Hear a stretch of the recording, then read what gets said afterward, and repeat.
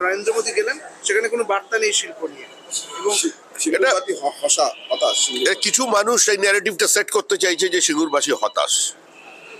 সিঙ্গুরবাসীদের সঙ্গে আমাদের যোগাযোগ প্রত্যন্ত এবং নিবিড়। প্রধানমন্ত্রী স্পষ্ট করে দিয়েছেন যে আইন শৃঙ্খলার অবনতি যদি হয়ে যায় সেখানে আর কোনো বিনিয়োগ হয় না। প্রধানমন্ত্রী আর্থসামাজিক উত্তরণের কথা বলে গেছেন এবং আহ্বান করেছেন মানুষকে এই সরকারকে সরিয়ে দিতে।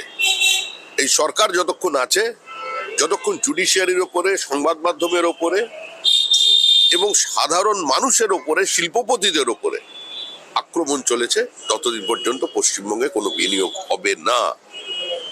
যারা বলছেন সিঙ্গুরবাসী হতাশ, তারা সিঙ্গুরবাসীকে আশার আলো দেখাচ্ছেন না কেন?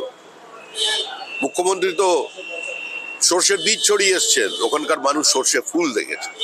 কৃষক জমি ফেরত পেয়েছে, কিন্তু জমি ফসল ফেরত পায়নি। একটা অচল অবস্থা তৈরি হয়েছে, শিল্পের বদ্ধভূমি তৈরি হয়েছে।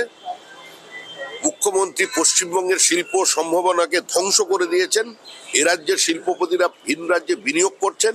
যারা বিজিবিএস এর মঞ্চে দাঁড়িয়ে থাকেন মুখ্যমন্ত্রীর পাশে, তাদের 9 বছরের ব্যালেন্স শিট দেখুন, তারা কোথায় বিনিয়োগ করেছেন পার্শ্ববর্তী রাজ্যে। সুতরাং তৃণমূল কংগ্রেস যাচ্ছে, তৃণমূল কংগ্রেস চলে যাচ্ছে এবং সিঙ্গুরের ওই মাটিতেই শিল্প হবে।